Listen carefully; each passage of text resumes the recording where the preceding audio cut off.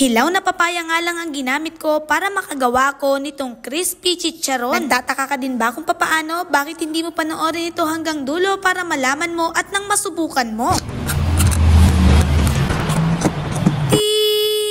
Hello mga bishi! Dahil nga nahihinog lang sa puno yung mga bunga ng papaya ni Tita Carmen, humingi nga ako ng isang piraso dahil ngayong araw nga ay gagawa ko ng kakaibang pagkain. Ito ngang hilaw na papaya natin ay gagawin nating crispy crunchy chicharon. Oh yes mga bishi, alam nyo ba na hindi lang pork o fish ang pwedeng gawing chicharon? Mayroon akong natuklasan na unique twist gamit ang papaya. Balatan nga lang natin ito at gayatin ng cubes pagkatapos hugasan ng mabuti at atin naman itong lagain. Kung sa tingin ninyo ay malambot na ang ating papaya, ahunin na nga natin ito dahil gagamit na tayo ng food processor para ito nga ay gilingin ng mabuti. Lagyan natin ng kaunting tubig at mga pampalasa katulad ng garlic powder, paminta at asin. Kung wala nga kayong food processor, pwede kayong gumamit ng blender. Kailangan nga ay durug na durug talaga yung ating papaya at parang medyo thick na malabnaw yung itsura niya. Isalin nga natin ito sa isang malaking mangkok o kahit anong bowl, pagkatapos lagyan natin ngayon ng rice flour. 1 cup nga lang ang ating ilagay at kapag hindi ito mahalo masyado, lagyan lang natin ito ng paunti-unti ng tubig. Kapag nga medyo malabnaw na, kumuha naman tayo ngayon ng isang malaking tray at lagyan natin ito ng mantika para hindi dumikit yung ating ginawang mixture. Salin nga lang natin ito at ikalat ng mabuti. Dapat mga bishi ay manipis lang, hindi makapal. Para kapag ating prinito, malutong talaga ito. Ang sunod naman natin gagawin ay atin naman ngayon itong i-steam. Mayroon nga kaming isang malaking tulyasi at nilagyan ko nga lang ito ng salalayan at dito ko nga pinatong yung tray na aking pinaglagyan ng mixture kanina. I-steam nga lang natin ito ng 2 to 3 minutes pagkatapos ganito na ang kanyang magiging itsura. Para na siyang kutsinta. Palamigin nga lang natin ng konti pagkatapos atin naman itong i-slice ng cubes.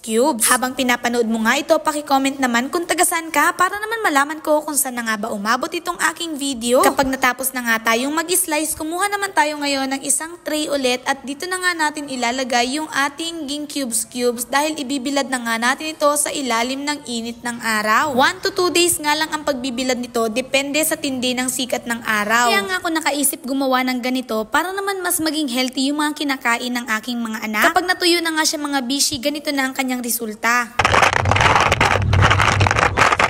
O diba, ang ganda-ganda ng tunog niya, nagalagatukan talaga. Ang pinakahuli nga natin gagawin ay ang pagpiprito nitong ating ginawang crispy chicharon. Sa pagprito nga nito mga bishi, mas magandang palagi nyo siyang halu-haluin para naman lahat ay makoat ng mantika at magbusagid talaga. Habang inaprito ko nga ito, para nga ako nagaprito ng balat ng baboy. Parang chicharon talaga siya mga bishi, amazing. Sino bang mag-aakala na ang papaya na kalimitang nilalahok lang sa tinola ay pwede na pala ngayon maging parang chicharon? Sobrang dali nga lang ng proseso, pero ang resulta, wow! Para talaga siyang balat ng baboy mga bishi, para siyang chicharon. Dahil hindi naman ako mahilig sa suka, ang ginamit ko nga ay mayonnaise para naman maging mas kakaiba talaga. Punta na nga tayo sa exciting part, ang tikiman time. Unang kagat ko palang mga bishi, amaze na amaze ako dahil sobrang crunchy niya. Hindi mo aakalain na ito pala ay papaya. Mas manipis, mas malutong, kaya naman kung gagawa kayo, dapat nipisan lang ninyo.